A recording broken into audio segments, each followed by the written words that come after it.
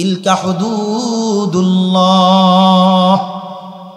ওয়া মান ইউতি'ইল্লাহা ওয়া রাসূলাহু ইদখিলহু জান্নাতিন তাজরি মিন তাহতিহাল আনহার খালিদিনা ফিহা ওয়া যালিকাল ফাওজুল আযীম। আমার রব জানাইয়া দেন যে 1.5 পৃষ্ঠা যাবত আমি আল্লাহ প্রত্যেকজন আত্মীয়র নাম লয়া লয়া তোমাদের মৃত ব্যক্তির পরিত্যক্ত সম্পত্তির অংশগুলো আমি বন্টন করে দিলাম। এই সবগুলো হলো আমি রবের আইন, আমি রবের আইন। এটাকে যারা মানবা, আমি আল্লাহর ঘোষণা, তাদেরকে আমি এমন একটা জান্নাতের ভিতরে প্রবেশ করাইব কিয়ামতের ময়দানে, যে জান্নাতের তলদেশ দিয়ে নহর জারি হইবে, আর এটা তোমাদের জন্য হইবে চিরন্তন সফলতা এবং কৃতকার্যের আলামত। এরপরে আল্লাহ রাব্বুল ইজ্জত বলেন, যে ব্যক্তি আল্লাহ এবং আল্লাহর রাসূলকে মানবে না, নাফরমানি করবে, আল্লাহ তাআলা বলেন ইদখিলহু নারান খালিদান ফিহা, এমন একটা অগ্নিকুণ্ডের ভিতরে আমি আল্লাহ তাদেরকে রাখবো, যে আগুনের ভিতরে, জাহান্নামের ভিতরে তারা সর্বদাই থাকবে। আর শুনে নাও, শুনে নাও, ওয়ালাহু আযাবুম মুহিন, ওইখানে তাদের জন্য প্রস্তুত আমি আল্লাহ রেখেছি লাঞ্ছনাদায়ক, অপমানদায়ক শাস্তি। নাউযুবিল্লাহ।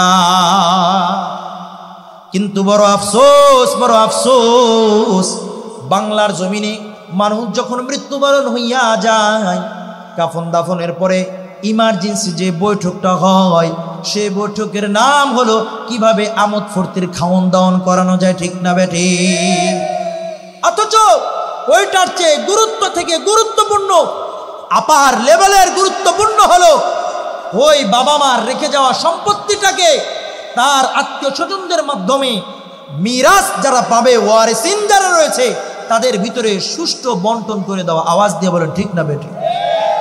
আজকে ওই খানা খাদ্যের জন্য আমরা গোল মিটিং করি, সবাই মোরলদেরকে আমরা একত্রিত করি, কিন্তু কই প্রত্যেক ভাই বোন ফুপু সকলের হিস্সাগুলোকে বন্টন করার জন্য আমরা তো পরামর্শ বসি না। অথচ এমনও হয়ে যায় 5 বছর চলে যায়, 10 বছর চলে যায়, বাবার রেখে যাওয়া সম্পত্তি তাদের হকদারকে, পাওনাদারদেরকে দেওয়া হয় না, বরং তারা যদি চায়, সমাজের লোকজন বলে জমি লোভী। আছে না নাই?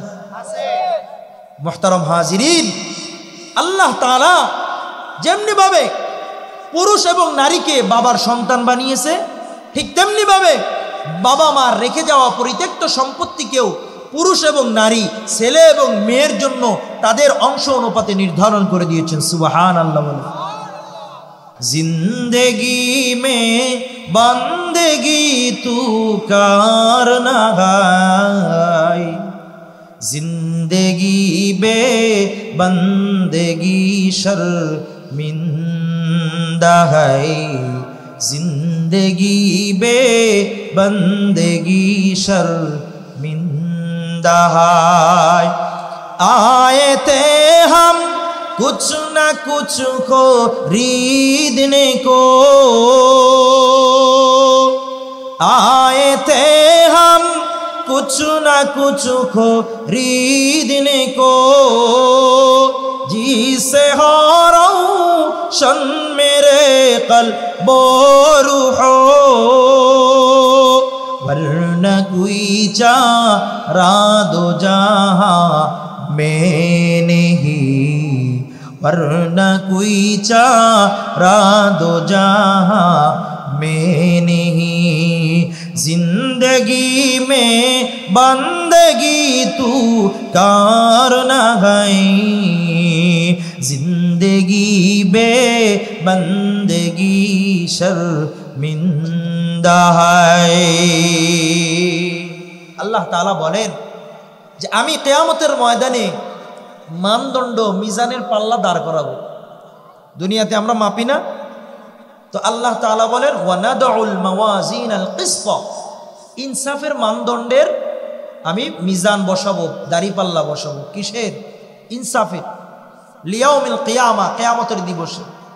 শোনো, ফালা তুযলামু নাফসুন শাইআ, কোনো একটা আত্মা সামান্যতম ইনসাফের শিকার হবে না। আল্লাহু আকবার বলবেন না?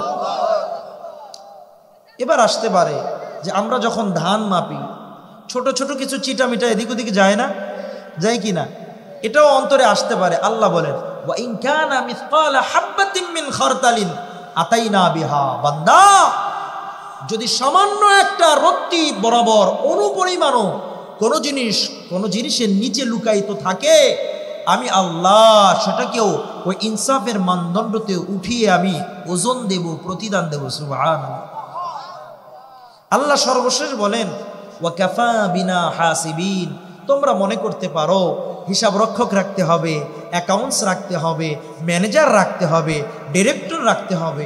শোনো শোনো, কারো প্রয়োজন নাই, আমি আল্লাহ যথেষ্ট। সুবহানাল্লাহ।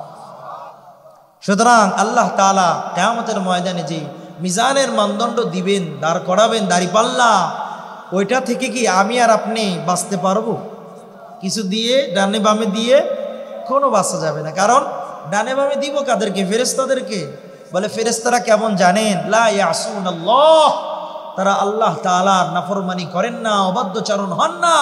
ফিমা আমারহুম, যে বিষয়ে তাদেরকে আদিষ্ঠিত করা হয়েছে, এবং তারা তাই করেন যা তাদেরকে বলা হয়। আল্লাহু আকবার। এবং আমি আরেকটা হাদিস আপনাদের সামনে পাঠ করেছি। আল্লাহ রসুল বলেন আল্লাহ তাআলার পক্ষ থেকে 24 ঘন্টা, কয় ঘন্টা? 24 ঘন্টা লানত বর্ষিত হতে থাকে আল্লাহর ওই নাফরমান বান্দা বান্দীদের উপরে, যারা জমিনের সীমানাকে নড়াচড়া করে। এমন পিসাব আছে না এলাকায়? হ্যাঁ, যুবক বয়সেই জমিনের কি করে? নড়াচড়া করে। আছে তো আল্লাহ রসুল বললেন 24 ঘন্টা তাদের উপরে লানত। কোরআনে হাকিমে আল্লাহ তাআলা বলেন ওয়া মান ইয়ালআনিল্লাহ ফালান তাজিদা লাহু নাসীরা, যার প্রতি আমার রবের অভিসম্পাত রয়েছে তারা কখনো কোনো সহযোগী, কোনো সাহায্যকারী পাবে না। নাউজুবিল্লাহ বলবেন না? এতটুকু কথা বুঝেছেন? আমার কথা বুঝেন? তাহলে প্রথম আয়াতে আল্লাহ বললেন ইনসাফের মানদণ্ড কায়েম করবেন। এবং কেমন কায়েম করবেন? সামান্য অনুপরিমাণ জিনিসও ছুটবে না, কোনো রিজেক্ট মাল থাকবে না, সব আসবে। ভালো করলেও আসবে, খারাপ করলেও আসবে। এরপরে আল্লাহ রসুল বললেন যারা যুবক বয়সেই লাঠির প্র্যাকটিস করে, জমিনের আইল ঠেলাঠেলি করে, খতিয়ান দৌড়াদৌড়ি করায়, আরএস নিয়ে দৌড়াদৌড়ি করে, আল্লাহ রসুল বললেন তাদের উপরে কয় ঘন্টা লানত? 24 ঘন্টা। কোরআনের অনেকটা আয়াত দ্বারা আপনাদেরকে বুঝাইলাম যে যাদের প্রতি আল্লাহ তাআলার লানত হয়, আমার রব বলেন ফালান তাজিদা। ওলামা হযরতগণ আছেন, লান ব্যবহার হয় কখনো পাবে না। কি? কখনো পাবে না। এমন নয় যে আজকে পাইছি না কালকে পাবো না। লান তাজিদা, ইম্পসিবল, অসম্ভব। দুনিয়াতেও সহযোগী পাবে না, আখেরাতেও সহযোগী পাবে না। সুবহানাল্লাহ বলবেন না? তাহলে আপনারা হয়তোবা কিছুটা আজ করতে পারতেছেন যে হুজুর আজকে জমিন নিয়ে একটু ঠেলা দিয়ে যাব। অনেক আলোচনায় তো শুনছেন, কিন্তু যে জিনিস নিয়ে সবচেয়ে বেশি পৃথিবীতে দর কষাকষি হয়, মন কষাকষি হয়, মুকাদ্দামা এবং জসকোটের দরওয়াজাটাকে তোয়াফ করতে হয়, তার নাম হলো জায়গা জমিনের মামলা। ঠিক না বেঠিক? এবং এই জায়গা নিয়ে কিসের হাজি, কিসের গাজী, কিসের আমার মতো হুজুর, আমার চেয়ে বড় হুজুর, সবাই এর ভিতরে সমস্যা। ঠিক কিনা? এবং এর মধ্যে থেকে সবচাইতে অবহেলিত যারা, তারা হলো আমার পর্দার অন্তরালায় অবস্থানরত আমার শ্রদ্ধা মা ও বোনেরা। এবার বলেন ঠিক না বেঠিক? অন্যায়ভাবে যদি কেউ কারো সম্পত্তি হরপ করে, মৃত ব্যক্তির পরিত্যক্ত সম্পত্তি যদি ভাই তার বোনকে না দেয়, ভাতিজা তার ফুপুকে না দেয়, বাবা তার মেয়েকে না দেয়, তার সন্তানকে না দেয়, আমার রবের পক্ষ থেকে কতটা গজব আসবে এটাই আপনাদেরকে বোঝাবো। থাকবেন তো ইনশাআল্লাহ? মুহতারাম হাজিরিন, ইসলামের পক্ষ থেকে, কার পক্ষ থেকে? ইসলামের পক্ষ থেকে আল্লাহ রাব্বুল ইজ্জাতের তরফ থেকে 2টা হক বান্দার উপরে রয়েছে। কয়টা? 2টা কর্মসূচি। বলেন কয়টা? 1 নম্বর দায়িত্ব হলো গুরুত্বপূর্ণ দায়িত্ব। দ্বিতীয় নাম্বার দায়িত্ব হলো জটিল দায়িত্ব। এক নাম্বার কি দায়িত্ব? গুরুত্বপূর্ণ। আর দ্বিতীয় নাম্বার হলো জটিল দায়িত্ব। গুরুত্বপূর্ণ দায়িত্ব সামান্য একটু বলবো, আমি বিস্তারিত যাব না। জটিল দায়িত্বটার বিস্তারিত বলবো। গুরুত্বপূর্ণ যে দায়িত্ব তার নাম হলো বান্দা আল্লাহ তাআলার পক্ষ থেকে যেই কর্মসূচি, যে দায়িত্ব, সেটাকে পালন করা। আর সেটা কি? আল্লাহর ইবাদত করা। কার ইবাদত করা? আল্লাহর সঙ্গে কাউকে অংশীদার সাব্যস্ত না করা। এটা হলো গুরুত্বপূর্ণ দায়িত্ব। এটা কি দায়িত্ব? গুরুত্বপূর্ণ দায়িত্ব। এটা আলোচনা করে গেছে আমার ভাই নাজমুল সাহেব। দ্বিতীয় নাম্বার হলো জটিল দায়িত্ব। সেটা কি? সেটা হলো আল্লাহর পক্ষ থেকে দিয়েছেন একজন মুসলমান অপর মুসলমানের সঙ্গে যে আচরণ করবে, যে মুআমালাত করবে, এই গুরু দায়িত্বটা পালন করা। একজন মুসলমানের হক যদি আরেকজনের উপরে থাকে, এটাকে যথাসাধ্য যথানিয়মে ন্যায্য পন্থায় আদায় করা, এটা হলো জটিল দায়িত্ব। সুবহানাল্লাহ বলবেন। আরে মুমিন মুসলমান কেমন জটিল দায়িত্ব! হযরত ওমর ইবনুল খাত্তাব রাদিয়াল্লাহু তাআলা আনহু তিনি জানাইয়া দেন, লাম্মা কানা ইয়াউমু খায়বার আকবালা নাফারুম মিন সাহাবাতিন নবী। খায়বার যুদ্ধের সময় যুদ্ধ হয়ে গিয়েছে, এমত অবস্থায় আল্লাহর রাসূলের সাহাবীদের কিছু জামাত নবীর সামনে আসছে। আয়েশা লাশ দেখতেছে আর বলতেছে, ইয়া রাসূলুল্লাহ, ফুলানুন শাহীদ, ফুলানুন শাহীদ। ওগো আল্লাহর নবী, ওই যে লাশটা দেখা যাইতেছে, ওই লাশটা শহীদ, ওই লাশটা শহীদ। নবীও চলতেছেন, সাহাবারাও চলতেছেন। আল্লাহর রাসূল বলেন, হাত্তা মাররু আলা রাজুলিন ফাকালু ফুলানুন শাহীদ। সাহাবায়ে কেরাম লাশের পাশ দিয়ে অতিক্রম করতে করতে এক বান্দার লাশের পাশ দিয়ে অতিক্রম করে আল্লাহ রাসূলকে বলতেছেন, ইয়া রাসূলুল্লাহ, এই লাশটাও শহীদ। নবী আমার বলেন, কাল্লা ইন্নী রাআইতুহু ফিন্নার ফি বুরদাতিন গাল্লাহা আও আবাআ। নবী আমার বলেন, না না, কখনো না, কখনো না। এই বান্দা যদিও জিহাদের ময়দানে জান দিয়েছে, প্রাণ দিয়েছে, নিজের জীবনটাকে উৎসর্গ করেছে, কিন্তু আমি বিশ্বনবী দেখেছি আল্লাহ তাকে জান্নাত দেয় নাই, আল্লাহ তাআলা তাকে শাহাদতের মর্যাদা এখনো দেন নাই। সাহাবায়ে কেরাম বলতেছেন, ইয়া রাসূলুল্লাহ, কারণ কি? কারণ কি? নবী আমার জানাইয়া দেন, ফি বুরদাতিন গাল্লাহা, ছোট্ট একটা চাদর দুনিয়াতে থাকা অবস্থায়, জীবিত থাকা অবস্থায় চুরি করেছিল, অন্যায়ভাবে, অন্যায়ভাবে ছিনতাই করেছিল, নিজের মতো করে গ্রাস করেছিল, যার কারণে আল্লাহ রাব্বুল ইজ্জাত ওই বান্দা যদিও দিনের জন্য নিজের কল্যাণটাকে দিয়েছে, কিন্তু আমার রব ওই বান্দার হক থাকার কারণে শাহাদতের মর্যাদা তাকে দেয় না। আল্লাহু আকবার। তার মানে নবী আমার বললেন, চাদরটা যেহেতু অন্যের ছিল, তার থেকে ছিনতাই করে নিয়েছে, অন্যায় করে নিয়েছে, দুর্নীতি করে নিয়েছে, যার কারণে সে যদিও শাহাদত হয়েছে, বাহ্যিকভাবে দেখা যায় কালেমার জন্য জীবন দিয়েছে, কিন্তু আমার নবী বলেন এখনো পর্যন্ত সে জাহান্নামের আগুনের ভিতরেই জ্বলতেছে। নাউজুবিল্লাহ। তাহলে আমি মাসওয়াখালীর তৌহিদি জনতাকে জানাইতে চাই, আপনাদের থেকে জানতে চাই, যারা বাংলার জমিনের কোটি কোটি টাকা ব্যাংক লুটতরাজ করিয়া যারা অন্য জায়গায় বেগম পাড়ায় বাড়ি বিল্ডিং বানাইছে, বলেন তো দেখি, কিছু মায়াকান্দনী ব্যক্তিবর্গ যদিও বাংলার জমিনে আছে, আমরা যদিও মায়াকান্দন কান্দি, কিন্তু যিনি কখনো মাফ করবেন না, চিৎকার দিয়ে বলেন তিনি কে? ক্ষমতার বাহাদুরি টিকে না তো চিরকাল, সময়ের সাথে হয় রে বিলীন। জেনে রেখো জালিমেরা সব জুলুমের ফল পাবে একদিন, ওরে পাবে একদিন। ঠিক কিনা? ফেরাউন নমরুদ বাঁচেনি তো চিরদিন, ধ্বংস হয়েছে সব ক্ষমতা, তবে আজ জালিমের বসবাস পৃথিবীতে, পাষাণ বুকে নেই কোনো মমতা। তাই তো মানুষ মেরে তারা উল্লাস করে। জুলুমের মাত্রাটা আজও সীমাহীন, আজও সীমাহীন। ক্ষমতার বাহাদুরি টিকে না তো চিরকাল, সময়ের সাথে হয় রে বিলীন। জেনে রেখো জালিমেরা সব জুলুমের ফল পাবে একদিন, ওরে পাবে একদিন। ঠিক কিনা? জুলুম করে কেউ পৃথিবীতে শান্তিতে থাকতে পারে নাই, ভবিষ্যতেও পারবে না। আওয়াজ দিয়ে বলো ঠিক না বেটি? ওলামায়ে কেরামের হাতে হাত করে দিয়ে, ওলামায়ে কেরামকে আয়না ঘরে বন্দী করে, ওলামায়ে কেরামকে ফাঁসির কাস্টে ঝুলিয়ে যারা স্বপ্ন দেখেছিল বাংলার জমিনে রাজ করবে, আজকে তারা টিকতে পারে নাই, ভবিষ্যতেও পারবে না। আওয়াজ দিয়ে বলো ঠিক না বেটি?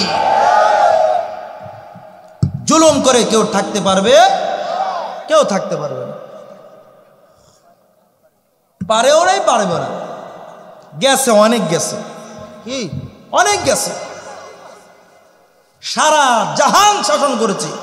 ফেরাউন গেছে না? নমরুদ গেছে না? ওগুলার মারার জন্য কি বড় কিছু ব্যবহার করছে আল্লাহ? সামান্য কিছু। ওইটা বললে আবার অনেকে রাগ করবেন। আমার নামে এমনই গোসারহাটে জারি হয়ে গেছে 44, 144 দ্বারা জারি। এক জায়গায় একটুখানি নাম বলছিলাম, কি রে ভাই, আগে তো দেখতাম সব জায়গায় ওনাদের নাম চলে, ঠিক না? এখন ওই নাম নেওয়া যায় না, ব্যাপার কি? ঘাটে, মাঠে, রাস্তায়, নগরে, বন্দরে, সব জায়গায় অমুক অমুক অমুক। আজকে তাকে নাম নিলে হুজুরকে সমস্যা হয় কেন? তার মানে হলো আমরা হলো অন্ধভক্ত, ঠিক না বেটা? তৌহিদি জনতাকে সারা জীবন স্লোগান দিয়ে আসছে যে এরা হলো ধর্মন্ধ। হ্যাঁ, আমরা ধর্মন্ধ, কারণ আমার রব যে বলেছেন আল্লাযীনা ইউমিনুনা বিল গায়ব, না দেখে বিশ্বাস করবে। কি দেখে? না দেখে বিশ্বাস করবে। ধর্মের ব্যাপারে আমরা অন্ধ ছিলাম, আছি, ভবিষ্যতেও থাকবো ইনশাআল্লাহ। কিন্তু রাষ্ট্র পরিচালনার ব্যাপারে আমরা অন্ধ নয়, বরং আমরা দেখতেছি অনেক কিছু, আরো দেখব। আল্লাহ আমাদের রাষ্ট্রকে হেফাজত করুন, বলেন আমিন। তাহলে আল্লাহ রসুল বললেন যে যেহেতু ছোট্ট একটা চাদর অন্যায়ভাবে সে নিয়েছিল, এই কারণে রব আমার তার ও শাহাদতের রক্তটাকেও গ্রান্টেড করেন নাই। সে বান্দা যতক্ষণ না পর্যন্ত মাফ করবে, সুবহানাল্লাহ বলবেন না? তাছাড়া এই পৃথিবীর ভারসাম্য ঠিক থাকতো না। যারা বড় লোক রয়েছে রক্তচোষা, পাবলিকের রক্তের উপরে চলে তারা, অথচ ওই শ্রমিকগুলাকে মূল্যায়ন করে না। এই ধরনের নারায়ক ব্যবসায়িক আছে না নাই? শিল্পপতি আছে না নাই? আল্লাহ তাআলা তাদেরকে বুঝবুদ্ধি দান করে, বলেন আমিন। তাহলে বান্দার হক এতটা জটিল, কে মাফ করবেন না? আল্লাহ মাফ করবেন। বান্দার যে হক রয়েছে, অনেক হক আল্লাহ তাআলা কোরআনে হাকিমে বর্ণনা করেছেন, অনেক বিধান আল্লাহ বলেছেন। কিন্তু পুরা 6666 মতন্তরে যত আয়াত রয়েছে, প্রত্যেকটাই তো আল্লাহর পক্ষ থেকে বিধান, ঠিক না ভাই? ঠিক। এই আয়াতগুলোর ভিতরে আল্লাহ তাআলা যতগুলো বিধান বর্ণনা করেছেন, কোনো একটা বিধান এতটা বিশদ আলোচনা আমার রব করেন নাই। বরং কোরআনে কারীম হলো সংবিধান, যে সংবিধানের ভিতরে আল্লাহ রাব্বুল ইজ্জাত মূলনীতি বর্ণনা করেছেন। কি নীতি? শাখাগত যেগুলো রয়েছে, ছোট ছোট মাসলা মাসাইল, যেমন কথার কথা নামাজ পড়তে হবে। নামাজ ভাঙ্গার কি কারণ? এটা কি কোরআনে আছে? আছে কোরআনে? কোরআনে নাই, ওটা আল্লাহ রাব্বুল ইজ্জাত নবীগণের মাধ্যমে উম্মতদেরকে বুঝিয়েছেন, জানিয়েছেন। সুবহানাল্লাহ বলবেন না? বর্তমানে কিছু আসতেছে আহলে কোরআন, বেঈমান এবং কাফের। বলেন আহলে কোরআন, কাফের। বলেন না জোরে? আহলে কোরআন কাফের, বেঈমান, মুশরিক। এদের ঈমান নাই, কারণ রসুলকে মানে না তারা কোরআনকেও মানে না। কি? কোরআনকেও তারা মানে না। কোরআনে বলেছে নবীকে মানতে হবে, নবী জানিয়ে আসছে তা নিজের জীবন আদর্শের ভিতরে গঠন করতে হবে। আর সে বলে না রসুলের সুন্নত লাগবে না, হাদিস লাগবে না। নাউজুবিল্লাহ বলবেন না? সুতরাং এই সমস্ত বাটপার আর ঈমান লুটেরা যদি আমার এই গোসারহাটে এসে তাদের রাজ কায়েম করতে চায়, কে কে এমন রয়েছে তাদের দাঁত ভাঙ্গা জবাব দিব ইনশাআল্লাহ। আল্লাহ কবুল করুন, বলেন আমিন। তো কোরআনে হাকিমের ভিতরে যত বিধান আছে, প্রত্যেকটা বিধানকে আল্লাহ তাআলা মূলনীতি বর্ণনা করেছেন। শাখাগত ছোট ছোট যে মাসলাগুলো নবীদের মাধ্যমে বর্ণনা করেছেন। কিন্তু বাপজানরা একটা বিধান, বলেন কয়টা? আরো আসতে বলেন কয়টা? একটা বিধান আল্লাহ রাব্বুল ইজ্জাত 1.5 পৃষ্ঠা ব্যাপী ছোট ছোট যত শাখা প্রশাখা রয়েছে প্রত্যেকটা নিয়ে আমার রব কালামুল্লাহর ভিতরে বলে দিয়েছেন। নবীকে তালিম দেওয়ার জন্য বলেন নাই, বরং বলেছেন আমি নিজেই আমার বান্দা বান্দিকে এই বিধান নিয়ে তালিম দিয়ে শিখাবো। সুবহানাল্লাহ বলবেন না? ওলামা হযরতগণ রয়েছেন। আর সেই বিধানের নামই হলো মৃত ব্যক্তির পরিত্যক্ত সম্পত্তির বন্টন নীতি, মিরাসের বন্টন নীতি। একটু আল্লাহু আকবার বলেন। এবং আল্লাহ রাব্বুল ইজ্জাত নিজেই সবকিছু আলোচনা করে সর্বশেষ হুঁশিয়ারি বার্তা দিয়ে বলেন, তিলকা হুদুদুল্লাহ ওয়া মান ইউতিইল্লাহা ওয়া রাসূলাহু ইদখিলহু জান্নাতিন তাজরি মিন তাহতিহাল আনহার খালিদিনা ফিহা ওয়া যালিকাল ফাওজুল আযীম। আমার রব জানাইয়া দেন যে 1.5 পৃষ্ঠা যাবত আমি আল্লাহ প্রত্যেকজন আত্মীয়র নাম লয়া লয়া তোমাদের মৃত ব্যক্তির পরিত্যক্ত সম্পত্তির অংশগুলো আমি বন্টন করে দিলাম। এই সবগুলো হলো আমি রবের আইন, আমি রবের আইন। এটাকে যারা মানবা, আমি আল্লাহর ঘোষণা, তাদেরকে আমি এমন একটা জান্নাতের ভিতরে প্রবেশ করাইব কিয়ামতের ময়দানে, যে জান্নাতের তলদেশ দিয়ে নহর জারি হইবে, আর এটা তোমাদের জন্য হইবে চিরন্তন সফলতা এবং কৃতকার্যের আলামত। এরপরে আল্লাহ রাব্বুল ইজ্জাত বলেন, যে ব্যক্তি আল্লাহ এবং আল্লাহর রাসূলকে মানবে না, নাফরমানি করবে, আল্লাহ তাআলা বলেন ইদখিলহু নারান খালিদান ফিহা, এমন একটা অগ্নিকুণ্ডের ভিতরে আমি আল্লাহ তাদেরকে রাখবো, যে আগুনের ভিতরে, জাহান্নামের ভিতরে তারা সর্বদাই থাকবে। আর শুনে নাও, শুনে নাও, ওয়ালাহু আযাবুম মুহিন, ওইখানে তাদের জন্য প্রস্তুত আমি আল্লাহ রেখেছি লাঞ্ছনাদায়ক, অপমানদায়ক শাস্তি। নাউযুবিল্লাহ। কিন্তু বড় আফসোস, বড় আফসোস, বাংলার জমিনে মানুষ যখন মৃত্যুবরণ হইয়া যায়, কাফন দাফনের পরে ইমার্জেন্সি যে বৈঠকটা হয়, সে বৈঠকের নাম হলো কিভাবে আমোদ ফুর্তির খাওন দাওন করানো যায়, ঠিক না বেটি? অথচ ওইটার চেয়ে গুরুত্ব থেকে গুরুত্বপূর্ণ, আপার লেভেলের গুরুত্বপূর্ণ হলো ওই বাবা মার রেখে যাওয়া সম্পত্তিটাকে তার আত্মীয় স্বজনদের মাধ্যমে মিরাস যারা পাবে, ওয়ারিসিন যারা রয়েছে, তাদের ভিতরে সুষ্ঠু বন্টন করে দেওয়া। আওয়াজ দিয়ে বলেন ঠিক না বেটি? আজকে ওই খানা খাদ্যের জন্য আমরা গোল মিটিং করি, সবাই মোরলদেরকে আমরা একত্রিত করি, কিন্তু কই প্রত্যেক ভাই বোন ফুপু সকলের হিস্সাগুলোকে বন্টন করার জন্য আমরা তো পরামর্শ বসি না। অথচ এমনও হয়ে যায় 5 বছর চলে যায়, 10 বছর চলে যায়, বাবার রেখে যাওয়া সম্পত্তি তাদের হকদারকে, পাওনাদারদেরকে দেওয়া হয় না, বরং তারা যদি চায়, সমাজের লোকজন বলে জমি লোভী। আছে না নাই? মুহতারাম হাজিরিন, আল্লাহ তাআলা যেমনি ভাবে পুরুষ এবং নারীকে বাবার সন্তান বানিয়েছে, ঠিক তেমনি ভাবে বাবা মার রেখে যাওয়া পরিত্যক্ত সম্পত্তিকেও পুরুষ এবং নারী, ছেলে এবং মেয়ের জন্য তাদের অংশ অনুপাতে নির্ধারণ করে দিয়েছেন। সুবহানাল্লাহ। আল্লাহ রাসূলের জামানায় উম্মে কুজ্জা নামক একজন সাহাবিয়া রাসূলের খেদমতে আয়েশা বলে, ইয়া রাসূলুল্লাহ, আমার স্বামী ইন্তেকাল করেছে, আমার স্বামীর 2 জন চাচাতো ভাই রয়েছে, একজনের নাম হলো সুয়াইদ, আরেকজনের নাম হলো আরফাজা। ওগো আল্লাহর রাসূল, আমার স্বামী ইন্তেকাল হইলে আমার ওই 2 জন চাচাতো যে দেবর রয়েছে, চাচাজাত দেবর রয়েছে, আমার স্বামীর চাচাতো ভাই, সে বলে ভাবিজান, আপনার যে কন্যা রয়েছে এরা তো লা ইয়ারকাবু ওয়ালাদুহা ফারসান, তারা তো ঘোড়ায় সওয়ার হতে পারে না, ওয়ালা ইয়াহমিলু কাল্লা, কোন ধরনের দায়িত্ব আদায় করতে পারে না, ওয়ালা ইয়ানকাউ আদুওয়া, শত্রুর মোকাবেলায় তারা লড়তে পারে না, প্রতিহত করতে পারে না। সুতরাং তাদেরকে মাল দৌলত দিয়ে কি হইবে, আমরাই নিয়ে নি, আমরা তাদেরকে দেখবানে, যা করা যায় তা করবানে। এই ধরনের পণ্ডিত মার্কা মুসলমান আছে না? না। আল্লাহ রাসূলের নিকটে কেঁদে কেঁদে বলতেছে, ইয়া রাসূলুল্লাহ, আমার স্বামীর রেখে যাওয়া যত সম্পত্তি ছিল, আমার স্বামীর ওই চাচাতো দুই ভাই সবকিছু লুটতারাজ করে নিয়ে নিয়েছে। ওগো আল্লাহর রাসূল, এখন আমার স্বামীও নাই, আমার দুই মেয়ের জন্য সামান্য কোনো ধরনের ধন দৌলত নাই। আল্লাহ রাসূলকে বলতে দেরি, আল্লাহ তাআলা আসমান থেকে আয়াত অবতীর্ণ করতে দেরি করে নাই। রব্বি কারীম বান্দা বান্দিকে জানাইয়া দেয়, লিররিজালি নাসিবুম মিম্মা তারাকাল ওয়ালিদানি ওয়াল আকরাবুন ওয়ালিন্নিসাই নাসিবুম মিম্মা তারাকাল ওয়ালিদানি ওয়াল আকরাবুনা মিম্মা ক্বাল্লা মিনহু আও কাসুর নাসিবাম মাফরুদা। আল্লাহু আকবার।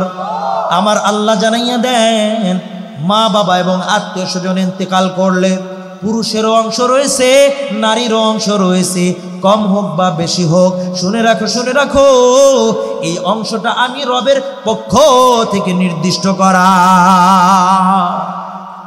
আরে মুমিন মুসলমান, আমাদের যদি আত্মীয় স্বজন ইন্তেকাল হয়ে যায়, তাদের যতগুলো সয় সম্পদ রয়েছে, সমুদয় সয় সম্পদের উপরে প্রত্যেকটা ওয়ারিসিন, ছোট ছেলে, বড় ছেলে, নাতি লস্কর, আত্মীয় স্বজন, প্রত্যেকটা বান্দার হক সম্পৃক্ত হইয়া যায়। এই কারণে কোনো বান্দা মৃত্যুবরণের পরে যদি তার ব্যবহৃত সম্পদ নিজের মনে করে, ব্যবহৃত ওষুধটাকেও নিজের মনে করে, ব্যবহৃত মোবাইল ফোনটাকেও নিজের মনে করে, তার জন্য এটা বৈধ হবে না। কারণ প্রত্যেকটা সম্পত্তি যতক্ষণ পর্যন্ত ভাগ না হবে, প্রত্যেকটা ওয়ারিসিন এবং প্রত্যেকটা আত্মীয় স্বজন তার সাথে সম্পৃক্ত থাকে। প্রত্যেকটা জিনিসের সঙ্গে তার ওয়ারিসিন যারা রয়েছে, তার হকদার যারা রয়েছে, প্রত্যেকটা প্রাপক সম্পৃক্ত হয়ে যায়। সুবহানাল্লাহ। বর্তমান জামানার মুসলিম পার্সনের অন্যতম একজন হলেন পাকিস্তানের জাস্টিস তকি উসমানী দামাত বরকাতুহুম। ওনার আব্বাজান ছিলেন মাআরিফুল কোরআনের লেখক হযরত মুফতি শিব্বির আহমদ উসমানী রহমতুল্লাহি আলাই, শফি রহমতুল্লাহি আলাই। ওনার ইন্তেকাল যখন হয়ে যায়, ওনার বন্ধু আব্দুল হাই আরিফি রহমতুল্লাহ আলাই তার আব্বাজানের জানাজার নামাজের জন্য উপস্থিত হয়। বন্ধুর বিয়োগ ব্যথায় বড় ব্যথিত হইয়া শরীরের স্বাস্থ্যটা খারাপ হয়ে যায়।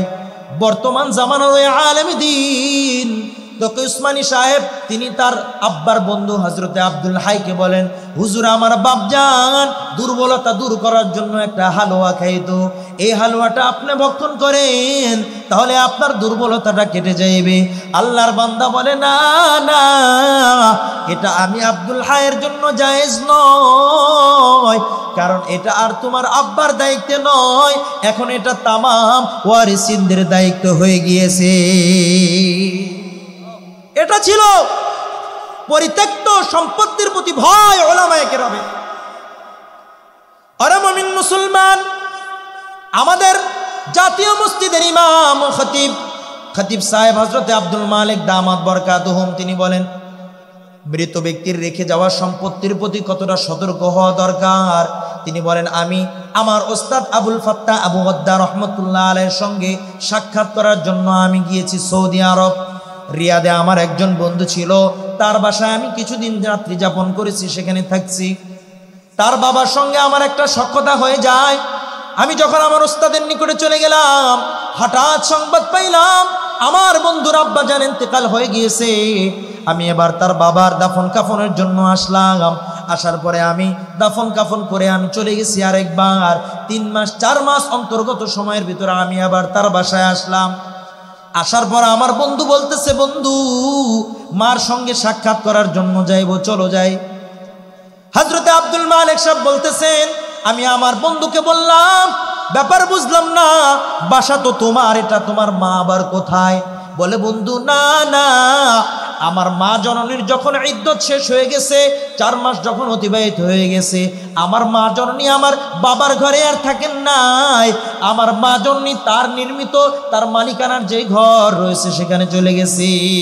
বলে, কেন না, আমার বাবা যখন ইন্তেকাল হয়েছে, আমার মা জননীর যখন ইদ্যত শেষ হয়ে গেছে, এই সম্পত্তিটা এখন আর আমার বাবার নয়, আমার মায়ের নয়, বরং এই সম্পত্তিতে আমার মায়ের যেমন হক রয়েছে আমারও হক রয়েছে, আমার বোনেরও হক রয়েছে। সুতরাং আমার মা যদি আমার বাবার এই সম্পত্তিতে বসবাস করে তাহলে আমার মা জননী গুনাহগার হবে। এই গুনাহ থেকে বাঁচার জন্য আমার মা জননী নিজস্ব ঘরে এখন বসবাস করে। এটা হলো ভয়। আর আমি আপনি কি করি? আমি আপনি তাল বাহানা করি, মা বাইচা আছে, এখন কি জমি বন্টন করা যায়? ভাইয়েরা ছোট, এখন কি জমি বন্টন করা যায়? মামলা মোকদ্দমা চলতেছে, কেমনে এটা বন্টন করি? আছে না? আবার কেউ কেউ তো আবার বলে জমিটা বন্টন যোগ্য না, নাউজুবিল্লাহ বলেন। আমার যে রব এতটা ব্যাখ্যা বিশ্লেষণ সহকারে ইলমুল ফারায়েজকে এতটা জোরদার দাবি জানিয়েছেন, আমার ওই রব কাসামা তাখারুজ নামক যে অধ্যায় রয়েছে এর মাধ্যমে ছোট বড় সকল ধরনের জমিগুলোকে বন্টন নীতিও শিক্ষা দিয়েছেন। আল্লাহু আকবার। এই জন্য মুমিন মুসলমান মৃত ব্যক্তির রেখে যাওয়া সম্পত্তিগুলো নিয়ে তালবাহানা করা যাইবে না। আমি আর আপনি যদি তালবাহানা কইরা যদি দেরি করি আমার আর আপনার চারটা ক্ষতি হবে। বলেন কয়টা? এক নাম্বার, যে সম্পত্তিটা এখনো মিচুল হয় নাই, মীমাংসা হয় নাই, ওই সম্পত্তি আমি আর আপনি যদি সামান্য ইন্তেফা এবং গ্রহণ করি তাহলে আমি গুনাহগার হয়ে যাইব। কারণ আমার জানা নাই আমার এই সম্পত্তির ভিতরে আমার হক কোনটা, ঠিক না ঠিক? দ্বিতীয় নাম্বার, মুমিন মুসলমান যতক্ষণ পর্যন্ত মিরাসের বন্টন হইবে না ওই সম্পত্তি থেকে আমি আর আপনি যাকাত দিতে পারবো না। আর যাকাত যদি সম্পত্তিতে না দেওয়া হয় ওই সম্পদটাও অপবিত্র থাকে, ঠিক না ঠিক? ওরে মুমিন মুসলমান, তৃতীয় নাম্বার হলো যে ব্যবসা বাণিজ্য হইবে ওই মালের ভিতরে, চাষাবাদ করা হইবে ওই সম্পত্তির ভিতরে, ওই সম্পদ থেকে যা কিছু আয় হবে ওই আয়গুলো পাক হইবে না পাক। হারামে লালিত পালিত উপার্জিত সম্পদ পাক না পাক? সলেট না পাক? কি না পাক? সলেট না পাক। চতুর্থ নাম্বার যে ক্ষতিটা হইবে, তিনটা গুনাহে কবিরার সঙ্গে সম্পৃক্ত হইতে হবে।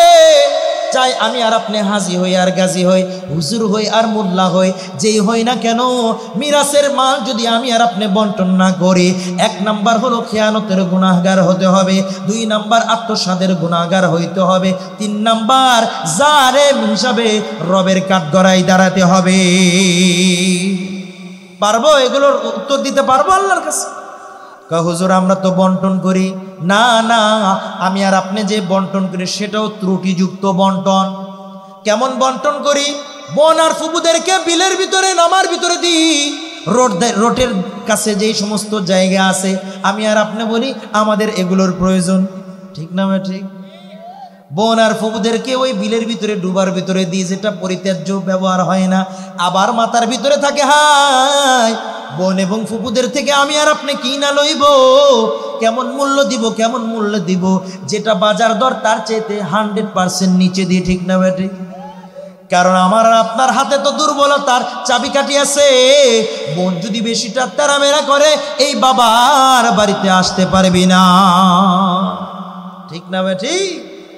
আমি আর আপনি আবার কেমন করি, বোনের বাসায় যদি কোনো ধরনের ঈদের উপহার আর উপঢৌকন্দি অথবা আমার বাসায় আসলে যদি মেহমানদারি করি, তার বাবার রেখে যাওয়া যে সম্পত্তি রয়েছে ওই সম্পত্তি যেটা পাওনাদার হবে যখন বন্টন করে দেব ওই জায়গা থেকে আমরা বিয়োগ করে রেখে দিই। আছে নাই পাবলিক? চালাক প্রকৃতির পাবলিক নাই? আবার যদি বোন ভাগিনা ভগ্নিপতিরা যদি সম্পত্তি চায় তাদের সঙ্গে টুস কইরা মোবাইল ফোনটা অফ করে দিই, সম্পর্ক ছেদ করে দিই। ওরে মুমিন মুসলমান, যেমনি ভাবে সম্পর্ক ঠিক রাখাটা আমার রব ফরজ করে দিয়েছেন, তেমনি ভাবে মিরাজের বন্টন করাটাও আমার রব ফরজ করে দিয়েছে। আর একটা বন্টন কি করি জানেন?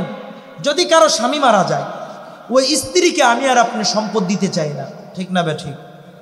আর যদি ওই আল্লাহর বান্দিটা অন্যত্র বিবাহ বসে যায় তাহলে তো সম্পদের নাম নেওয়াই যাবে না। আবার যদি কেউ দেয় স্থাবর সামান্য কিছু দেয়, অস্থাবর সম্পত্তি দেয় না, কি ঠিক না ঠিক?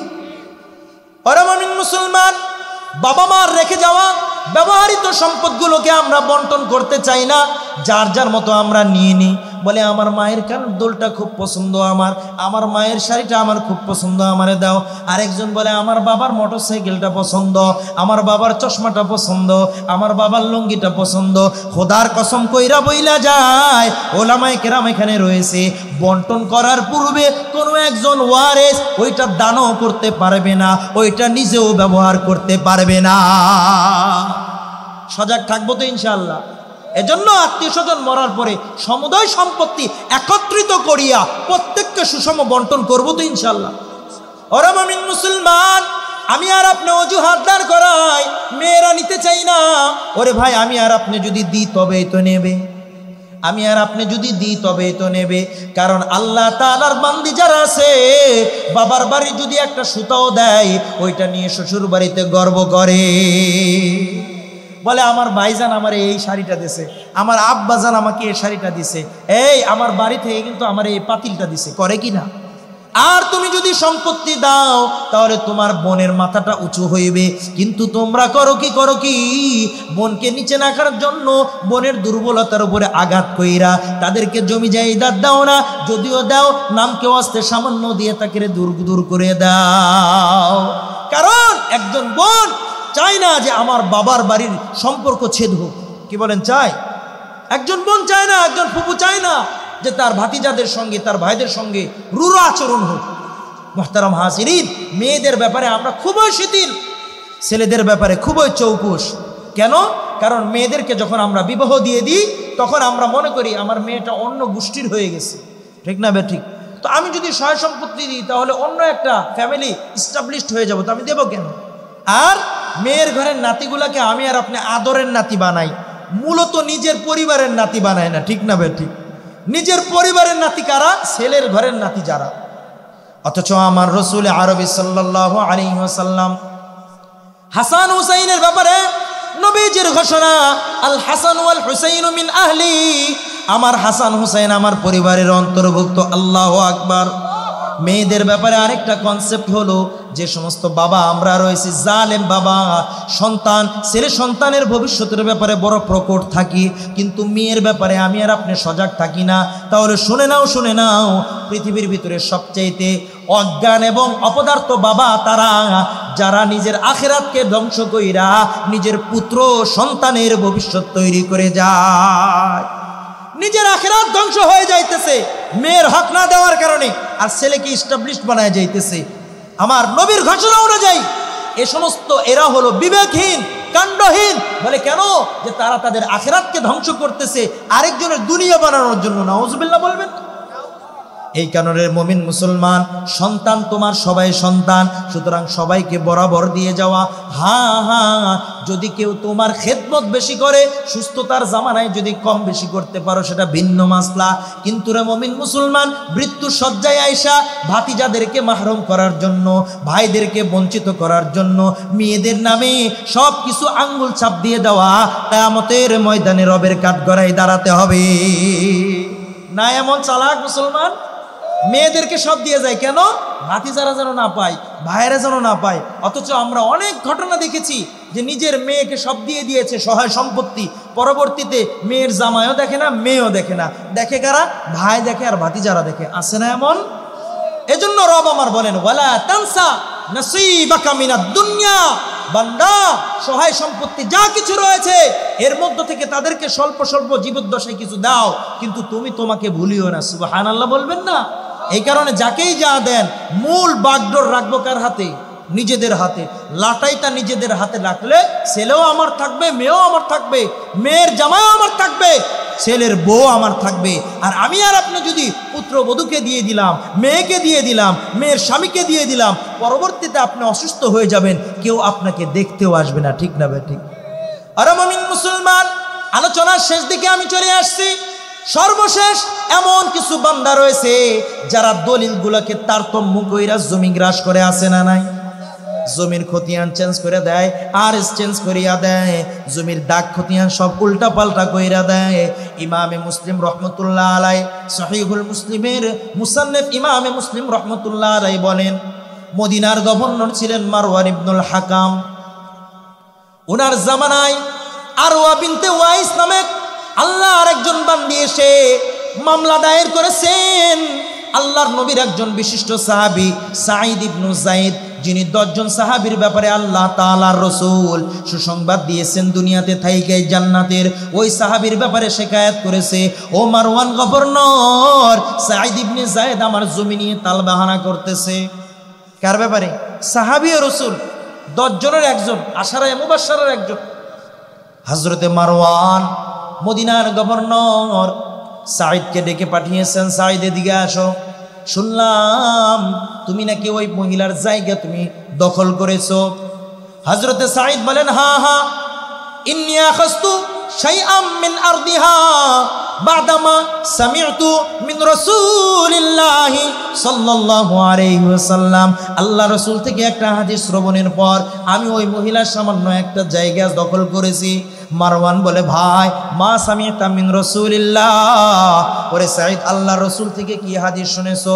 হযরতে সাঈদ বলেন, সামি'তু মিন রাসূলিল্লাহি সাল্লাল্লাহু আলাইহি ওয়াসাল্লাম মান আখাযা শিবরাম মিনাল আরদি যুলমা তুওয়াইকাহু ইয়াউমাল কিয়ামাতি ইলা 7 আরদিন, যে ব্যক্তি সামান্য 1 গজ জমিন যদি অন্যায়ভাবে কারো থেকে দখল করে আত্মসাৎ করে, আল্লাহর রাসূল বলেন কিয়ামতের ময়দানে 7 তবক জমিন তার গলার ভিতরে ঝলাইয়া দেওয়া হবে, তার গলাতে লটকিয়ে দেওয়া হবে। আল্লাহ রাসূলের এই কথাটা শোনার পরে আমি তার জমি দখল করেছি। হযরতে মারওয়ান বলেন, ভাই আর কোনো জরুরত নাই, ইয়াকফিনি কওলুকা, আল্লাহর রাসূলের এই হাদিসটাই তোমার জন্য দলিল হিসাবে যথেষ্ট, আর কোনো কিছু প্রয়োজন নাই। আশারায়ে মুবাশশারা সাহাবী আল্লাহর কাছে এবার দোয়া করতেছেন, আল্লাহুম্মা ইন কানাত কাযিবাতান আ'মি বাসরাহা ওয়াকতুলহা ফি আরদিহা, ওগো আল্লাহ, দুনিয়ার ভিতরে আমাকে লাঞ্ছনা করার জন্য তোমার এই বান্দি আমার এই গভর্নরের কাছে শিকায়েত করেছে, ওগো আল্লাহ, তোমার এই বান্দি যদি মৃত্যুক হয় আমি তোমার কাছে ফরিয়াদ করতেছি 2টা জিনিসের। 1 নাম্বার, গো আল্লাহ, তুমি তার দৃষ্টিশক্তি মৃত্যুর পূর্বে ছিনায় আনিবা, আর 2 নাম্বার, গো আল্লাহ, যেই জমি নিয়ে আমাকে লাঞ্ছনা করার জন্য অপচেষ্টা করেছে এই জমিতেই তুমি তার সর্বশেষ মৃত্যু দান করিও। এই হাদিসের রিওয়ায়াতকারী উরওয়া ইবনে জুবাইর রাদিয়াল্লাহু তাআলা আনহু তিনি বলেন, এই মহিলার সে সময় যখন হয়েছে ওই মহিলার দৃষ্টিশক্তি চলে গেছে, আর ওই মহিলা জবানে চিৎকার কইরা বলতো, আসাবাতনি দাওয়াতু সাঈদ, সাঈদের দোয়াটা আমার জন্য কার্যকর হয়েছে। রাবিয়া হাদিস বলেন, এই বান্দি দেওয়াল ধরে ধরে চলতো, তো যেই জায়গা নিয়ে সাঈদ ইবনে যায়েদের সঙ্গে যে জায়গাটা নিয়ে মন কষাকষি হয়েছে, ওই জায়গায় একটা কূপ ছিল, ওই কুয়ার ভিতরে পড়ে আল্লাহর বান্দি সেখানেই মারা গেছে। ফাকারাত কবরহা, আর ওই জমিটাই তার সর্বশেষ কবর রচনা হয়েছে। আল্লাহু আকবার বলবেন না? সুতরাং রে মুমিন মুসলমান, দলিল হেরফের করিয়া আমি যদি কারো সামান্য একটু জায়গা সম্পত্তি আমি গ্রাস করি, আল্লাহ রাসূলের সাহাবী যেমনিভাবে বদদোয়া করেছেন আমার আপনার জন্য সেই বদনসিব হইবে। এই কারণেই তো রব আমার জানাইয়া দেন, তুমি যদি জুলুম কইরা যদি কারো সম্পত্তি গ্রাস করো, শোনো শোনো, ইয়া ইবাদি ইন্নী হারামতু যুলমা আলা নাফসি, ওরে আমার বান্দা বান্দি শোনো, জুলুম আর অন্যায়কে আমি আল্লাহ আমার উপরে হারাম করেছি। ওয়া জাআলতু বাইনাকুম মুহাররামা, এবং তোমাদের জন্য আমি হারাম করে দিয়েছি। ফালা তাযালামু, সুতরাং একে অন্যের সঙ্গে জুলুম আর অন্যায়ের বিহাব করিও না, কেননা আমি রব জালেমকে পছন্দ করি না। ইন্নাল্লাহা লা ইয়াহদিল কওমায যালিমিন, ইন্নাল্লাহা লা ইউহিব্বুয যালিমিন, আমার রব পছন্দ করেন না, তাদেরকে হেদায়েত দেন না যারা জালেম হয়। আল্লাহু আকবার। আরে মুমিন মুসলমান, আল্লাহর রাসূল বলেন, আইয়ুমা রাজুলিন যালামা শিবরাম মিনাল আরদি কাল্লাফাহুল্লাহু আইয়াহফিরাহু হাত্তা ইলা আখিরি 7 আরদিন সুম্মা ইয়াতাওয়াকাহু ইলা ইয়াউমিল কিয়ামা হাত্তা ইকদা বাইনান নাস। আল্লাহর কোন বান্দা যদি অন্যায়ভাবে সামান্য একটু জমিন যদি আত্মসাৎ করে, নবী আমার জানাইয়া দেন আল্লাহ তাআলা তাকে বাধ্য করবে খনন করতে থাক, খনন করতে থাক, সপ্ত আসমান সপ্ত জমিন 7 তবক জমিন খনন করতে থাকো, খনন করতে থাকো। যখন খনন করা শেষ হয়ে যাবে, আমার রবের পক্ষ থেকে আমার নবী জানাইয়া দেন, কিয়ামত পর্যন্ত যতক্ষণ পর্যন্ত বান্দাদের ভিতরে ফয়সালা না হবে ততক্ষণ পর্যন্ত 7 তবক জমিন তার গলার ভিতরে লটকায় দেওয়া হবে। নাউজুবিল্লাহ বলেন না। আল্লাহ রসুল বলেন, যেই বান্দারা সামান্য একটু জমিন অন্যায়ভাবে গ্রাস করবে, চাই ভাইয়ের হোক বোনের হোক পাড়া প্রতিবেশী গ্রামবাসীর হোক, নবী আমার জানাইয়া দেন কুল্লিফা আইয়াহমিরা তুরাবাহা ইলাল মাহশার, ময়দানে মাহশার পর্যন্ত ওই জায়গাটা ঘাড়ে কইরা নেওয়ার জন্য তাকে বাধ্য করা হবে। নিয়ে যাও, জমিন খাইছো না, এবার এটারে কান্দে করে লয়ে যাও। রসুলের সাহাবী আল্লাহ রসুল বলেন, আল্লাহর কোন বান্দা যদি সামান্যতম জমিন অন্যায়ভাবে গ্রাস করে, খাসাফাহু বিহি ইলা সাবঈ আরদিনা ইয়াউমাল কিয়ামাহ, বলে 7 তবক জমিনের নিচে কিয়ামত পর্যন্ত আল্লাহ তাআলা তাকে ধসিয়ে দিবে। চিৎকার দিয়ে বলেন না নাউজুবিল্লাহ। শুধু এখানে শেষ নয়, নবীর সাহাবী হযরত আবু উমামা বাহিলি রাদিয়াল্লাহু তাআলা আনহু, মুসলিম শরীফের বর্ণনা, আল্লাহর রাসূল বলেন, মানি কিতাতা হাক্কুম রিম মুসলিমিন বিয়ামিনিহি ফাকাদ আওজাবাল্লাহু লাহুন নার ওয়া হাররামা আলাইহিল জান্নাহ। আল্লাহর কোন বান্দা যদি মুমিন মুসলমানের হক নষ্ট করে, আমার নবী জানাইয়া দেন ওই বান্দার জন্য আল্লাহ তাআলা জাহান্নামটাকে ওয়াজিব করে দেন। ওয়া হাররামা আলাইহিল জান্নাহ, এবং জান্নাত তার জন্য হারাম হয়ে যায়। সাহাবী রাসূল বলতেছেন, ইয়া রাসূলুল্লাহ ওয়া ইন কানা শাইআন ইয়াসীরান, নবী গো যদি সামান্য কিছুই হয়? আমার নবী বলেন, ওয়াইন কদিবান মিন ইরাকিন, ইরাক একটা নিদামে একটা গাছ রয়েছে, ওই গাছের ডালি যদি না হোক, সামান্য ওই ডালও যদি হয়, আমার নবী বলেন সেটার জন্য জাহান্নাম ওয়াজিব হয়ে যাবে, জান্নাত হারাম হয়ে যাবে। চিৎকার দিয়ে বলেন না নাউজুবিল্লাহ। হযরতে শামসুদ্দিন জাহাবী রাহমাতুল্লাহ আলাইহি বড় একজন আলেম দ্বীন, ছোট বড় কিতাব মিলিয়ে জিনার 367টা কিতাব রয়েছে। আল্লাহু আকবার। কয়টা? 367টা। এর ভিতরে বড় যে কিতাব আছে উলামায়ে কেরাম জানেন, সিয়ারু আ'লামিন নুবালা, তাজকিরাতুল হুফাজ, এক একটা অনেক খণ্ড।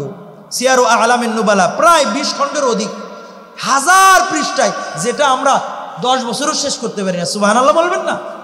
এমন ছোট বড় মিলাইয়া 367টা কিতাব যিনি লিখে গেছেন। ছোট আলেম না? না অনেক বড় আলেম? অনেক বড় আলেম। জিনার কিতাব ব্যতীত ইলমে হাদিসের উপরে, আসমায়ে রিজালের উপরে কোনো একজন মুহাদ্দিস নিজের পাণ্ডিত্য প্রকাশ করতে পারবে না। সুবহানাল্লাহ বলবেন না? আরে মুমিন মুসলমান, শামসুদ্দিন জাহাবী রহমতুল্লাহ আলাইহি তিনি তার কিতাবের ভিতরে আল্লাহর একজন সওদাগার বান্দার ঘটনা তিনি লিখে গিয়েছেন। হেরেম শরীফের পাশেই আল্লাহর বান্দার দোকান ছিল।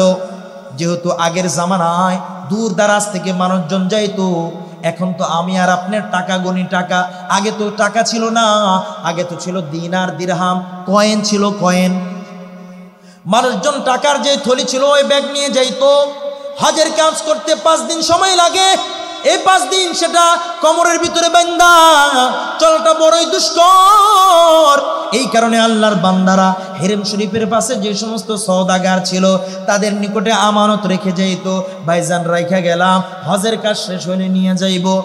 হেরেম শরীফের পাশে বড় একজন ভালো একজন সওদাগর মুরব্বী ছিলেন, যে আমানতদারিতার ভিতরে সবচেয়ে আপার লেভেলের আমানতদার ছিলেন। প্রত্যেক দোকানদারের সুরে একটাই কথা, ওই মুরব্বী বড় আমানতদার, ওনার কাছে রাইখা যান। আল্লাহর বান্দা ইরাক শহর থেকে গিয়েছে, বড় দূর থেকে গিয়েছে। হজের জন্য প্রবেশের পূর্বে কোথায় রাখবে, কোথায় রাখবে?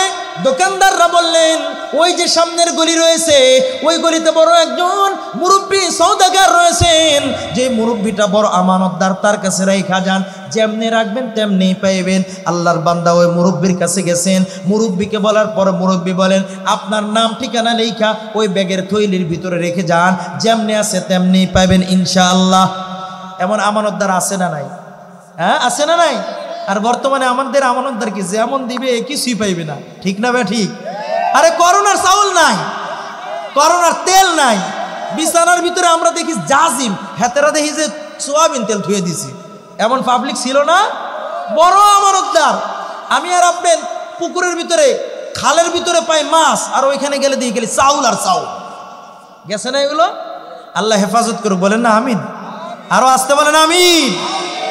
তো আল্লাহর বান্দা ছিলেন, বললেন যে যেমন দিচ্ছ তেমনই পাইবে। হাজী সাহেব এবার হজ করার জন্য চলে গেছেন। 5 দিন পর্যন্ত হজের কার্যক্রিয়া শেষ করে, হজের কাজ শেষ করে যখন ওই দোকানদারের নিকটে গিয়েছেন, আল্লামা শামসুদ্দিন সাহাবী তার কিতাবের ভিতরে লিখতেছেন, যায় দেখে দোকানের শাটার বন্ধ, মাথায় হাত, ব্যাপার কি? এত কষ্ট করে আসলাম, আমার তৈলির ভিতরে 1000 দিনার ছিল, যেটা বর্তমানে হলো কোটি টাকার পরিমাণ। আল্লাহর বান্দা এবার চিৎকার চেঁচামেচি শুরু করে দিল, হাই হাই, ইরাক শহরে আমি যাইমু কেমনে, টাকা পাইমু কেমনে? ওই সময় তো এতটা আপডেট ছিল না, প্রগতিশীল জামানা ছিল না। আল্লাহর বান্দা পাশের দোকানদারকে জিজ্ঞাসা করতেছে, ভাই আমি তো ওই সওদাগারের নিকটে আমানত রেখে গেছিলাম, ওই দোকানদার বলতেছে, ভাই ওই মুরব্বী গত 1 দিন পূর্বেই তো ইন্তেকাল হয়েছে, তাকে তো ইমামুল হারামাইন, হারাম শরীফের ইমাম সাহেব জানাজা পড়াইছেন, এবং তার জানাজার নামাজের পরে তার দাফনটা হয়েছে এমন একটা বরকতপূর্ণ কবরস্থানে, যে কবরস্থানের ব্যাপারে আমার নবীর ঘোষণা, ওই কবরে যাদেরকে দাফন করা হইবে কিয়ামত পর্যন্ত ওই কবরের বাসিন্দাদেরকে আল্লাহ তাআলা কোনো আযাব দিবেন না। ওই কবরস্থানের নাম হলো জান্নাতুল মুআল্লা, যেখানে আমাদের আম্মাজান হযরতে খাদিজাতুল কুবরা রাদিয়াল্লাহু তাআলা আনহার কবর। বলে আপনার ওই সওদাগরকে তো ইমামে হারামাইন জানাজা পড়াইছে, এবং হযরতে খাদিজার পাশে তো তার কবর হয়েছে। আল্লাহর বান্দা বলে, তাহলে আমি কি করব?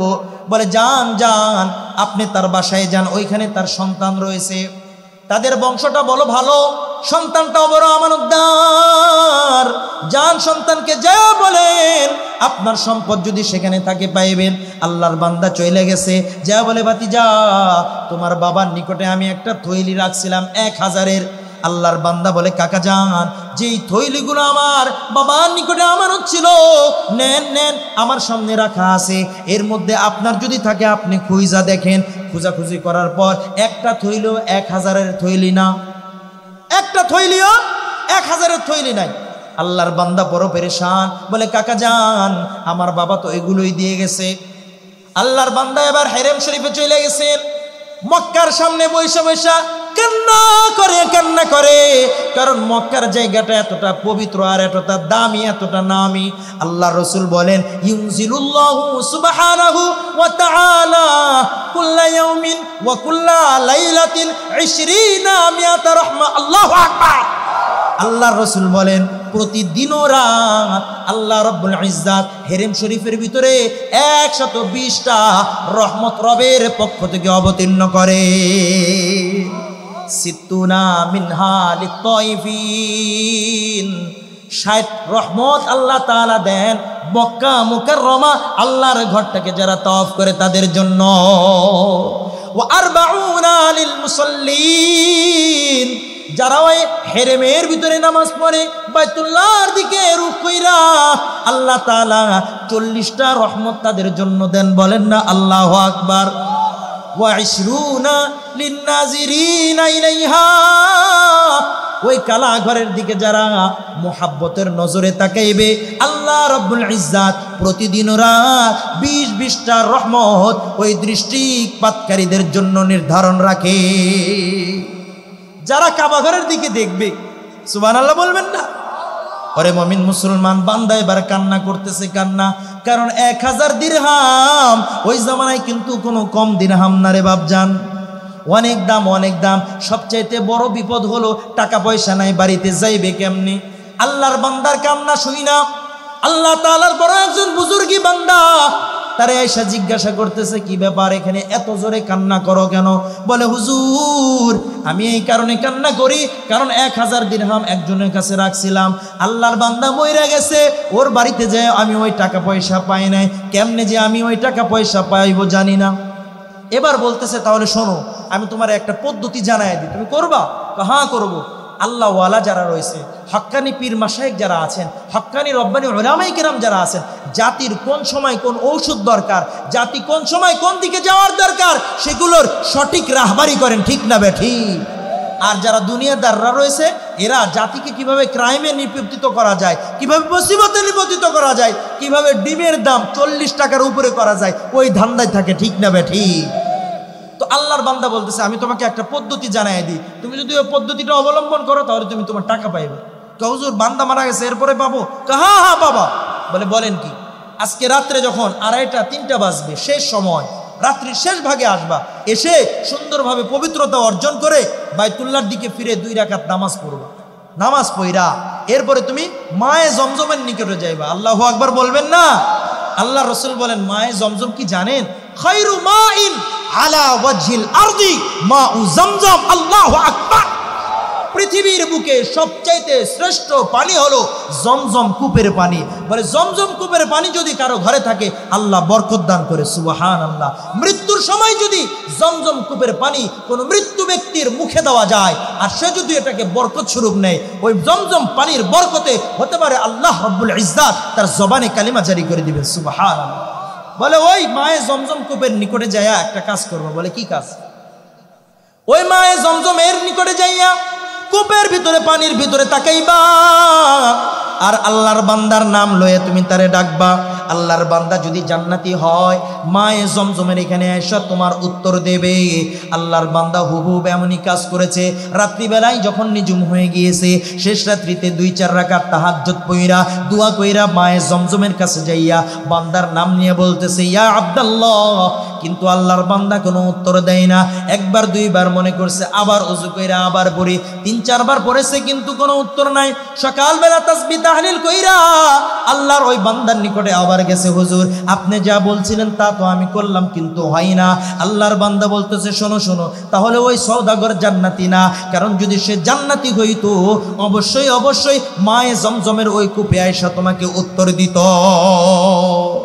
সুবহানাল্লাহ কইেন না? তাহলে মানে সে জান্নাতি না, সে জাহান্নামী। তাহলে আমি এখন কি করব? আমার টাকার কি হবে? আল্লাহর বান্দা আবার যখন কান্না বিজড়িত কণ্ঠে বলতেছে আল্লাহ ওয়ালা, তিনি বলতেছে আরেকটা পন্থা অবলম্বন করতে হইবে, সেটা একটু কষ্টদায়ক। বলে এটা আবার কি? বলে এখান থেকে 8 দিনের সফর অতিক্রম কইরা যাইতে হবে। বলে সেটা আবার কোথায়? সেটা হলো ইয়ামান দেশে যাইতে হবে। যাইবানি? বলে হ্যাঁ যাব, কারণ আমার টাকা পয়সা নাই, কারো থেকে আমি ঘোড়া ধার করে যাব। ঘোড়া ধার করে আল্লাহর বান্দা রওনা হবে। বলে সেখানে যাইয়া কি করবা জানো? ওইখানে সানআ নামক স্থানে ইয়ামানের একটা কূপ রয়েছে, যে কূপের নাম হলো বারহুত। যে কূপের পানির ব্যাপারে আমার নবীর ঘোষণা শাররু মাইন আলা ওয়াজহিল আরদি মাউ বারহুত। নাউজুবিল্লাহ বলেন। নবী আমার জানাইয়া দেন পৃথিবীর বুকে সবচাইতে নিকৃষ্টতম পানি হলো ইয়ামানের কূপ বারহুত নামক কূপের পানি।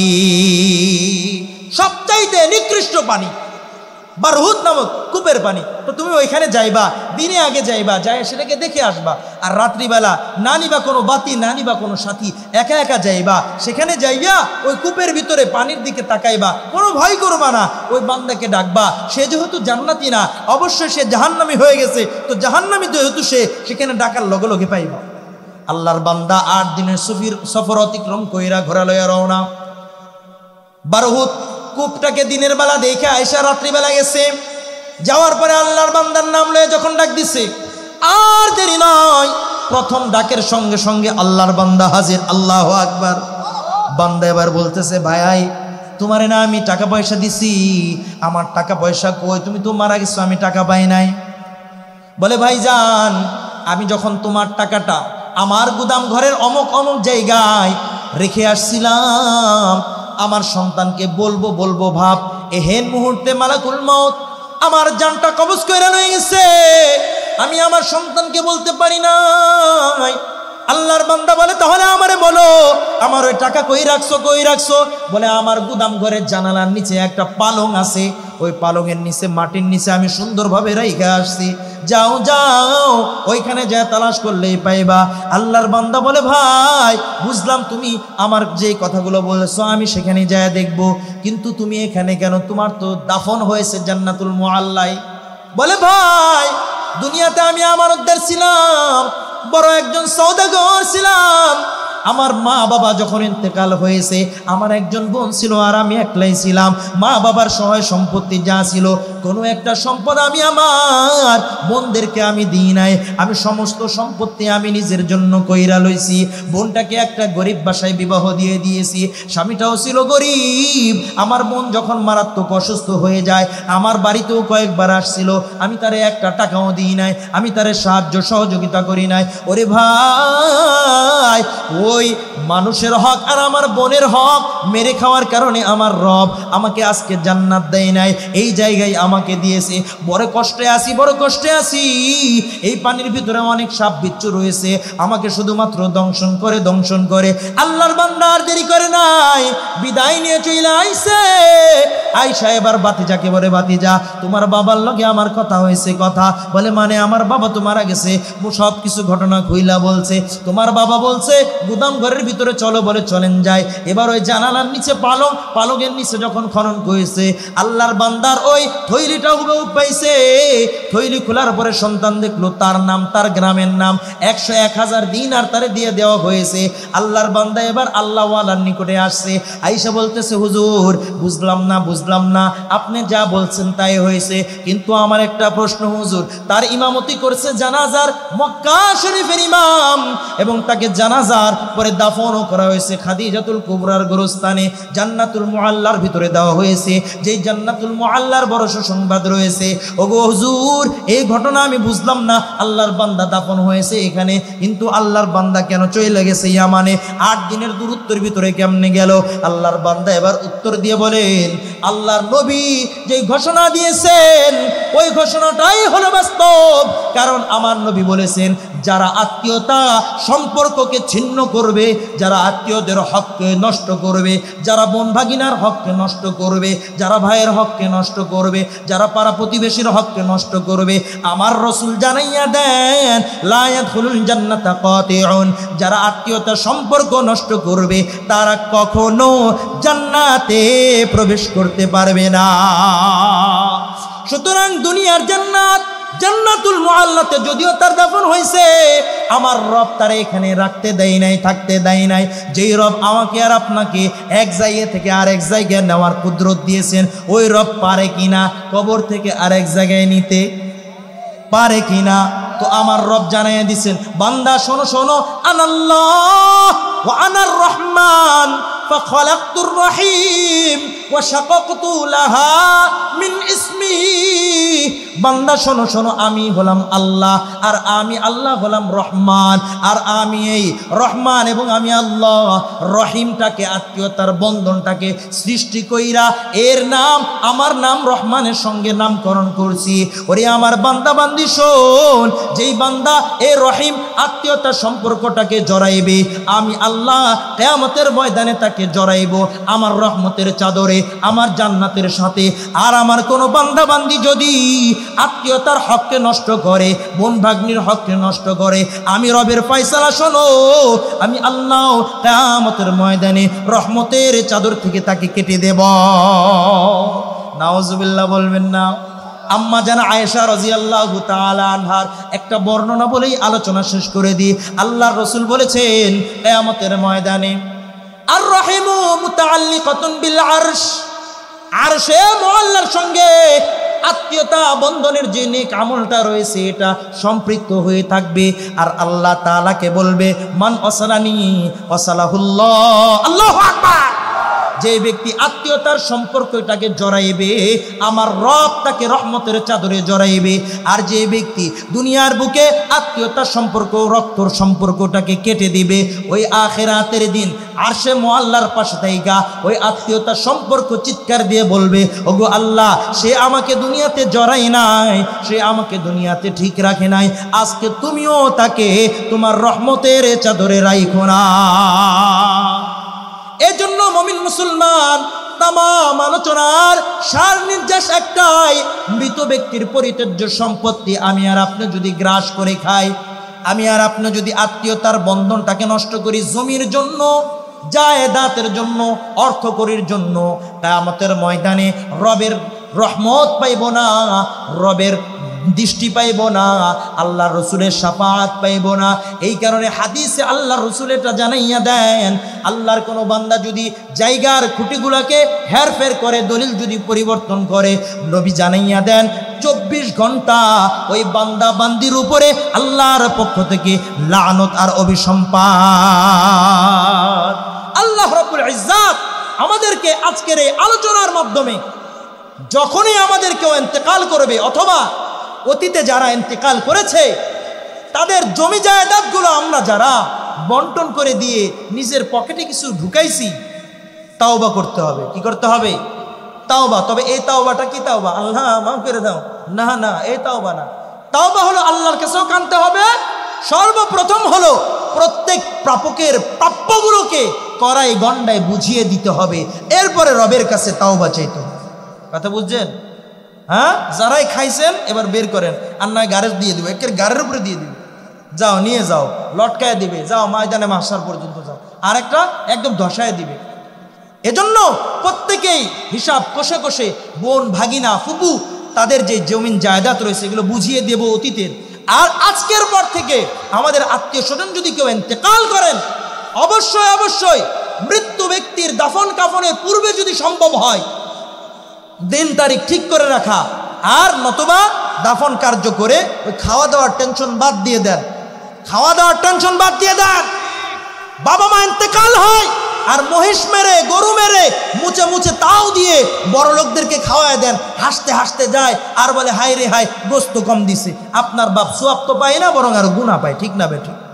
এজন্য খাওয়ান দাওয়ান এগুলো বাদ দেন, আগে নিজের ফরজ কাজ করেন। ফরজ তুইয়া সুন্নত লয়ে টানাটানি করেন না, সুন্নত তোরা খালি খাওয়ান দাওয়ান। আগে আপনারা কাজ করবেন। মৃত ব্যক্তি ইন্তেকাল হয়ে গিয়েছে, দাফন কাফন হয়ে গিয়েছে, আত্মীয় স্বজনদেরকে নিয়ে বসেন, নেতা লিডারদেরকে নিয়ে বসেন, বৈশা বলেন ভাইজান আমাদের এই ওয়ারিসিন রয়েছে, এদেরকে ইসলামী শরিয়া অনুযায়ী, মিরাজ বন্টন নীতি অনুযায়ী আমাদেরকে সুন্দরভাবে, ন্যায্যভাবে, সুন্দরভাবে আমাদেরকে বন্টন করে দেন। করবেন তো ইনশাল্লাহ? করবেন তো ইনশাল্লাহ? যদি আমরা আজকে থেকে এটা রেওয়াজ নিয়ে নিই, ওলামায়ে কেরাম আছে, হজরতরা আছেন, ওনাদের থেকে জেনে নেবেন মিরাসের বন্টন নীতি কিভাবে। আজও পর্যন্ত কোর্ট কাছারিতে সবচেয়ে বেশি গ্রান্টেড হয় ইসলামী ফারাইজকে। আল্লাহু আকবার বলবেন না? কারণ আল্লাহ তাআলা প্রত্যেকটা আত্মীয়র নাম নিয়ে নিয়ে বলছে। এজন্য মুহতারাম হাজিরিন, আমরা কে কে এমন রাজি আছি যে আমরা আমাদের অতীতের জন্য আমরা তাওবা করব, আর ভবিষ্যতে যদি কেউ মারা যায় তাদের বন্টন নীতিটাকে ইসলামী বন্টন নীতি অনুযায়ী ওলামায়ে কেরামের উপস্থিতিতে করব ইনশাআল্লাহ। আল্লাহ তুমি আমাদের বাপজানদেরকে কবুল করে নাও, তাদের ওয়াদাকে তুমি পরিপূর্ণ করার তৌফিক দিয়ে দাও, আমাকেও তুমি তৌফিক দাও। আমিন।